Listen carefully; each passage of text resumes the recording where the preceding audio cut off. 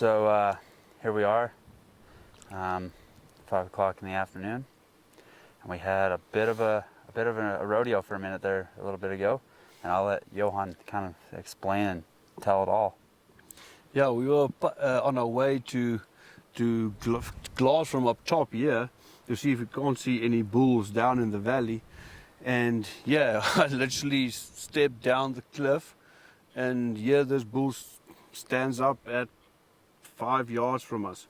And yeah, he looked at us and then turned around, and I thought he was going to run away.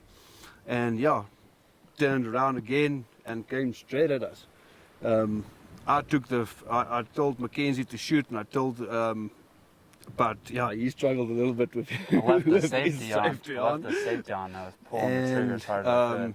Yeah, I took the first shot. It actually was a little bit high, but it stunned him. Luckily, it stunned him, and he came back again. And then yeah, you gave him two shots. Yeah. Yeah, and then it was. Then he was out of my sight, and then you gave him two, and then it was a little volley of fire there as well. But yeah, when luckily, I was coming down because we were just gonna sit right here in glass. Yeah, literally on that rocks. We're gonna sit there and glass down and see what we can. Because we seen this buffalo right there, and you're like, let's just go sit. And I was going around one way of the tree, and you were going around the other way of the tree.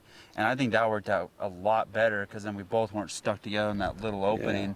Yeah. Because there were actually no space. There was no room. Yeah. And then you said shoot, and I threw the gun up, and I pulled a rookie move, and then clicked the safety off, and I was pulling the trigger as hard as I could. Mario threw the sticks and ran. And then after you shot, I finally figured out how to turn the safety off. And I shot twice, and then because you turfed it after you first shot. Well, I'm dead down. It's funny now, but it wasn't funny at the time. At the time. Like in all seriousness, like that was a rodeo for a minute, and even Barry said, "China, I was just getting out of there." Now we can say our prayers tonight. It is. Yeah. We were lucky on this one that nobody got hurt, and this was not even a buff. We wasn't targeting this buff. We literally just came upon him, and he was just too close, and he had nowhere to go. The thing is, he turned around. We thought he's going to run away, but there's a cliff down there. And it's boulders this way. Like there's a trail, but it's not. Yeah, and the only place he actually could have gone is straight towards me, into my, He wouldn't have, I don't think he could have got to me and Mario from where we were, because I had that one big rock right in front of me, and it was a little bit of a drop off, which I think that kind of helped us out too, but Mario did. Only me and Barry that was in the... You guys were in the line of fire. I was in the line of fire there. Luckily, but yeah, I mean, it was close. I couldn't get a frontal shot like you, because I was literally like right beside him when he came out of that bush. Yeah.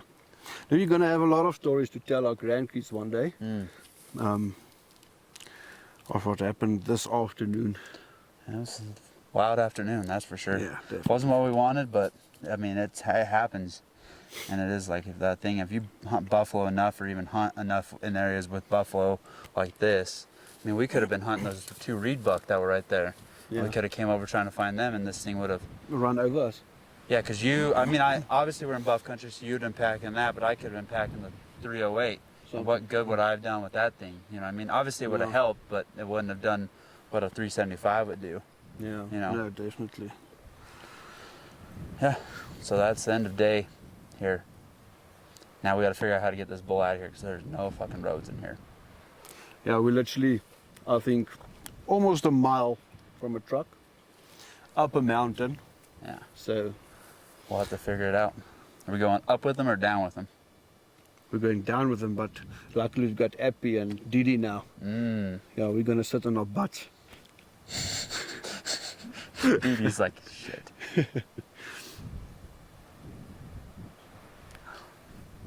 Thanks, Johann. Congratulations. Thanks. To me and you. Yeah, that was a team effort. That was, yeah. Can't do that over. Yeah. He's just shaking his head. All right, ready? Okay, just hold on.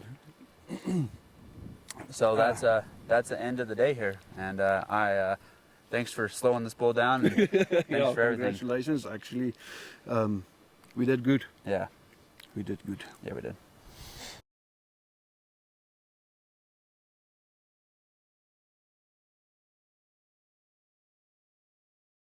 All right, so we just finished up our Orange River portion of this trip, and we went and did our buffalo hunt. This was my first buffalo hunt in South Africa that I've been a part of. I've seen a lot of buffalo in different places and on different farms within South Africa in different areas, but this is my first time, and for me, it's like really coming to it. I was a little, all right, I've done buffalo in Tanzania, done buffalo in Zambia, I've been on buffalo hunts in the Caprivi, like I've, hunted buffalo, Dor Forest buffalo in Cameroon. Like I know what the wild Africa buffalo hunt was like, so I had that in the picture. And then on all these chat forums and stuff, you hear people say it's not the same, it is the same. And coming into it, I wasn't sure what to expect. And then even we were talking driving in, and you had your opinion on what's your opinion on these South Africa buffalo hunts. For someone that's looking to come do one for the first time, is it the real thing, or kind of give your thoughts on it to me? I think it's a real thing. Like Tanzania, Botswana, all that places is the best you will be find. It's the best experience you will find in buffalo hunting, without a doubt. All this wild pieces of place, because you're going to see thousands and herds of 1,000 cows sometimes, with a bunch of bulls in it, and you'll find Dagga boy groups and stuff like that. So I don't think that's an experience you can underestimate, but it is literally, but it comes at a cost.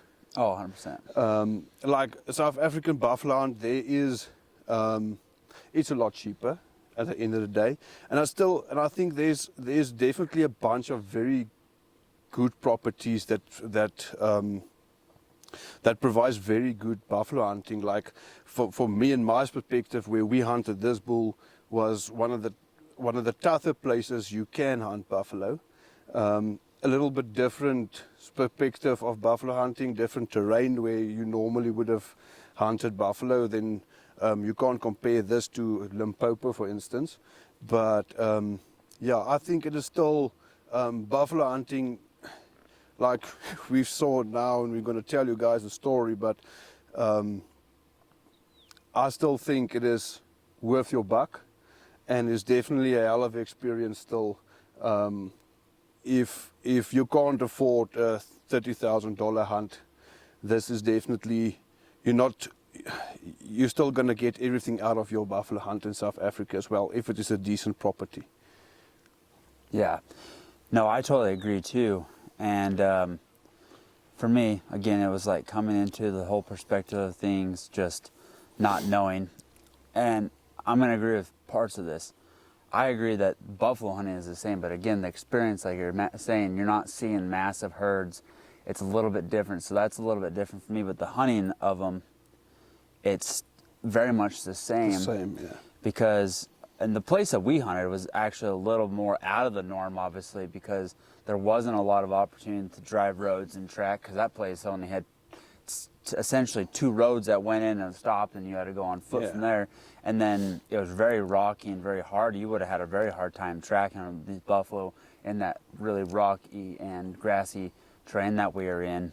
Yeah, you only had the path that they come out from, in and out from the water, that you had to track them. So the only way you can go around that area is to go to the watering holes, see if you find fresh tracks, and then if you find fresh dung on that tracks, you go and pursue and see, maybe you'll find a big bull wherever he's hiding.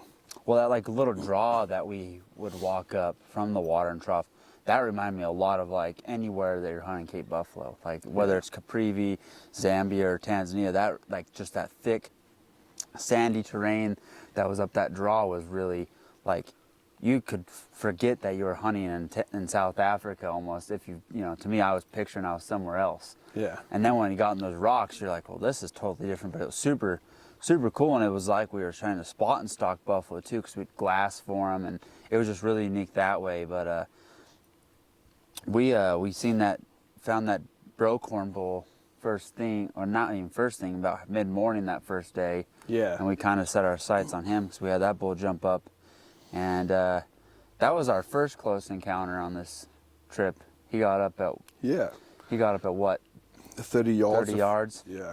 And we were walking, it was kind of an open spot, and there was that one piece of brush, and we were actually using that old road that takes you up to the top there that I don't think anyone's drove on in 6 decades because it's like this. Yeah, definitely. But we were taking that road and jumped him, and he went up and over, so we followed, and then we ended up bumping that other bull. At the like, other challenge was the wind that kept turning on us. The wind the last couple of days was actually hectic. It's actually very nice outside now, but it's beautiful right now.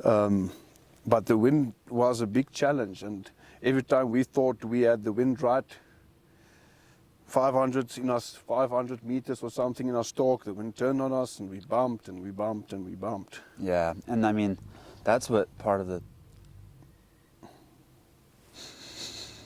Yeah. Go back, take 2 on this little part. But that's, you know, that we walked in that other bull, and he was 20 yards from us, maybe even closer a little bit. But it was, the wind was blowing right to him. I just don't know what, like, if he never smelt us or what. But we were on top of him when he got up. Yeah, and we were actually looking at tracks and... we were looking at that piece of blood. Remember? Oh yeah, there was drops of blood blood on that rock. Yeah, and we literally, we were looking down below us and on the rocks and tracks and to see what's going on here, and we just heard something stood up 15, 20 yards from us, and here's a buffalo. Yeah, and abracadabra. And then so he went off the hill, and we went probably 40 yards and glassed off again, and you're like, there's 4 more bulls down there that came off the mountainside. I don't know if that bull had bumped into him and joined him or what, but we never saw those bulls, because in the morning we were down that valley looking up, and we never saw any of those buffalo at all. But then we bumped into our one-horn bull again, and that was a real was a very close counter. Little close for a little there. Yeah, too close for comfort. We actually just were on our way to go through a ditch, and when we stepped in that ditch, he was laying down, hiding from the wind, about 10, not even 10 yards, I think. 10 yards, close. And he stood up, looked at us, and gave us that look. And luckily, he turned around and made the right choice and went out the ditch and went into the thicker stuff. And that piece you like so much, that thick stuff has reminded you of Tanzania. So yeah. And we gave it a break and had some lunch and hung out for a little bit, and then did our circle and went back into that thick stuff because we knew he was in there. We knew those other 4 bulls were in there. So we knew at least 4 or 5 bulls that were in there. And we got in close on that really wide broomed off tip bull. Yeah, that was a crazy bull to see. Yes. Yeah, that was a beautiful bull. Got on him, and then again we were following this bull's tracks, or some tracks we thought could be this bull, because those 4 had buggered off this way, and we kept on a fresh set of tracks. And we didn't, we were just tracking. You said you just lost the track, actually. Literally just lost the track, and I don't even think 10 seconds later, he stood up once again, stood up right next to us. He was bedded down under a sweet thorn tree there and stood up, and there's actually another bull with him at that stage, but he stood up first. And that was actually more to my 9 o'clock. I was already actually past it. Yeah. And you guys were back behind, and he stood up next to you. Luckily, they ran off, and they actually stopped behind some 3 sweet forms, but you couldn't really get a shot opportunity. We got a shot opportunity at the other bull, but we wanted the broken horned one, but he just never gave us an opportunity, and then he just buggered off. Yeah, and then we didn't see him that night, and then yesterday we went back and started the process over again. Did the same thing, started the water hole, and headed in that way, and that was cool getting back in there, because I liked starting from that water point and heading in, and we ended up getting on one of those little copies, kind of like we did the first day, and we were going to start glassing. And that's when Mario found the group behind us, and there was 8 or 9 in that group, right? Yeah, there was around 8, I think. And then there was actually a couple of nice. We got 3 Lakadaga boys in that herd, and we made a nice stalk at them, but our bull wasn't in there. No. Wasn't in there. Then we had that warthog that I thought was going to run us over. Yeah, he always had a full charge on the warthog. Yeah, he was a little weird, but so then we went did the same loop almost that we did when we saw the burro-corn bull, and didn't see anything, got up there, and that's when that other bull jumped up when Mario went. You sent Mario down to look at those tracks. Oh yeah. And then after that, we pretty much went and had lunch for a little bit. Yeah, it heated up quite quickly yesterday. Around 10 o'clock, it's already too warm. It's already at around 30 degrees Celsius, and that's what, 85 to 90 yeah, degrees, yeah. Yeah, somewhere in between that. And everything is bedded down, and the wind was bad, and so yeah, the buffalo weren't grazing. We left them, and for a bit went and had some lunch there in an old earth dam that was with a lot of waiterbird trees and stuff. Sat there in the shade, chilled for a bit, and yeah, I told you guys, let's hike up this mountains, because if we don't find these bulls in the valley, let's go try and find them on top there. And we did a couple of them, and we actually after a hell of a walk, and we glassed and we saw that 5 bulls bedded down literally on top of the mountain on the highest point. Yep. Not even in thick brush, they were literally in the grass. There's some. Yeah, it was like this tall, and it was just little clumps. And we got close on them, like 60 yards. That wind was howling. You were trying to get them bulls to stand up, and they couldn't even hear us. No. You're grunting at them, and they're not doing anything. And then finally, that one got a little bit of attention. Then you stood up on that rock, and they didn't stand up. They just jumped up and went. Yeah. But then they gave us a little bit of a look, and there was one nice old bull in there, and we tried to put another move on him, get a little bit closer, and then again they buggered off. Yeah. And then you said, let's just walk up here and go around. And then what was the plan from there, like before everything went in a different direction? Yeah. No, then we actually tried to, the wind was actually in our favor for that same valley where we last saw that broken horn bull, and we planned to go over that mountain and to work the wind through that thick brush, and to see if we couldn't find some fresh tracks or maybe bump into that bull, because then the time was right, because it was around 4:30, almost 5 o'clock in the afternoon, if I remember correctly. Yeah, it was like 4:30, yeah. Yeah, 4:30, something like that. So the time would be perfect for, they will start from, they would stand up and start grazing again, and so on. The temperatures also started dropping.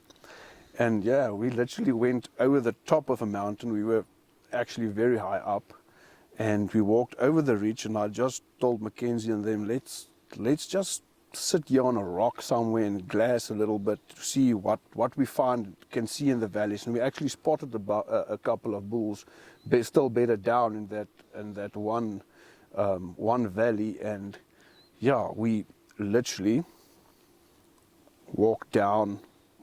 I actually had a rock in mind. This is a nice rock, let's go and sit on that thing. And when I stepped down, I just heard something rumble next to me, like literally five yards or something away in the bush, and there he was. Yeah.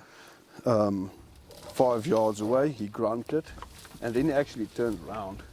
You were still on top there. I was on that rock, right? Because me and Mario were going around this side of the one little bush, and you and Barry were going around this side. Barry was actually about to film me and Mario.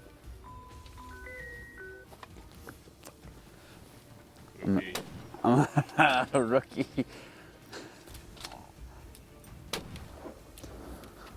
holding the same position so it doesn't look like I moved. That's what I'm gonna do. So me and Mario were going around this side of the bush, and you and Barry went around this side of the bush, and Barry was actually getting set up to film me and Mario come off that little tiny rock ledge thing, and you were coming, you were like catty corner from me. And I heard, when that thing happened, and I was like, oh, this is not good, especially when you heard the grunt, because then you know what it was. And then he popped his head out and then turned around, and I thought we were safe. And yeah, also, I readied myself and picked up my rifle, and he turned away, and I was like, okay, he's going to go the other way. And we didn't know, but there was another cliff down there. But he had a path to go out there, and he not just a nice path, but a path. Turned back. And when he went around the bush, he saw me, and that was it. He decided He's coming, and he was literally at 5 yards. Didn't give me. I told you to shoot, and I was like, it was literally in seconds, milliseconds even.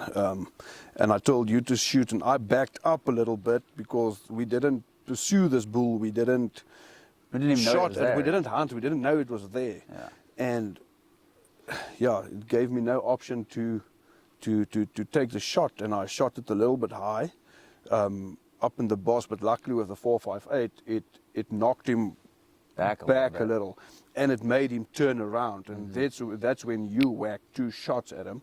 Yeah. And I did a little disco dance there to get up that cliff, and yeah, then hammered him two more times. More times. Yeah, because when you said shoot, I had the gun up and I was sitting there, and it was a complete rookie move. I didn't click the safety off, and I was sitting there pulling the trigger, and in the heat of the moment, I'm like, why is this not shooting? And I literally had to pick the gun down and look at it, and I realized it was still safe. And that's when you shot, and luckily you did. Luckily for me and Mario, we weren't even in the line of sight, because I was like right above the bull, the way we were coming down that tree. But you guys were in the path of him. We were just right above the bull. Me and Mario could have rode him, essentially, because we were like right above him. And then I got the safety off, but Mario had already thrown the sticks and was heading up the mountain. He was like, I'm not a part of this, I don't got a gun. But yeah, and I got the safety off finally, and that's after you turned him, and I shot twice. You came up below me next to the rock. I tried to go up above through all the tangleness.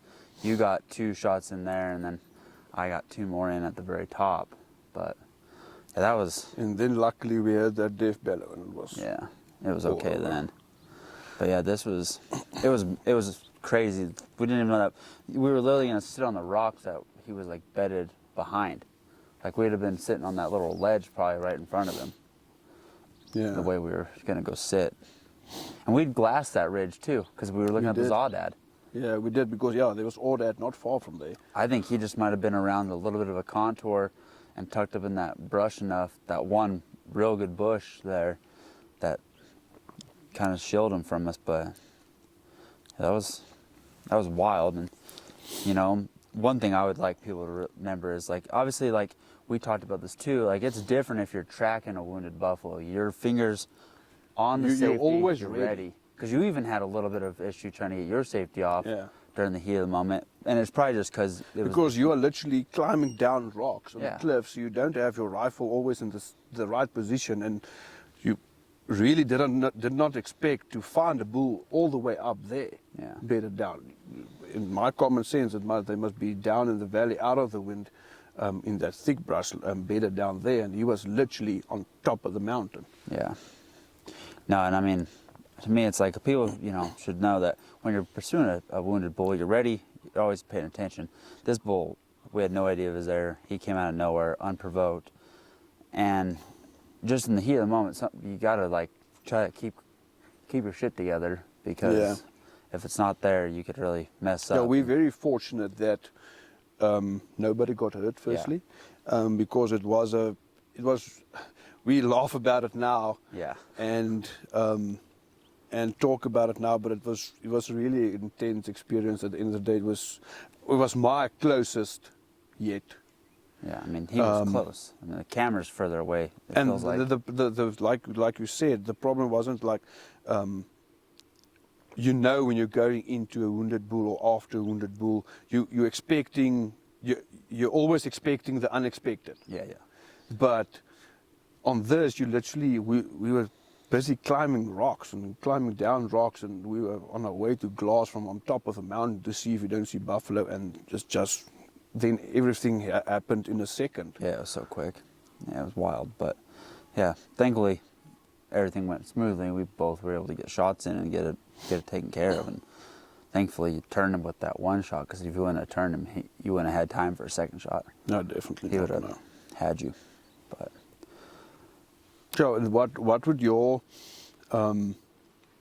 like we said before, you hunted a couple of buff, Tanzania, Zambia, all these places. You've been on previous hunts. would you recommend it to other people to come and hunt above after this experience? I know not all experience is going to be the same, not Yeah. all properties is going to be the same, so it's difficult to compare that specific area to different parts, but let's just base this from this experience. Would this be something you would recommend, guys, like it is worthwhile? Yeah, 100%. Especially if, you know, like obviously we talked budget's a big thing. Those hunts in Tanzania are not cheap. You know, Zambia is not cheap. If you want to really do a buffalo hunt and you know on a budget, I would 100% suggest coming to South Africa. One, because it's the same thing. It's an experience. You know, it's just you might have a more of a true tracking experience in a different type of area than we did here too. You know, it's like it's not any different. The style of buffalo hunting, if you're doing it the correct way with the correct outfitter, it's the same style and you're going to get the same experience that way. You're just not going to see those big herds that we talked about before. Yeah. But other than that, I would highly recommend coming and doing a buffalo hunt in South Africa. Okay, I'm glad to hear that.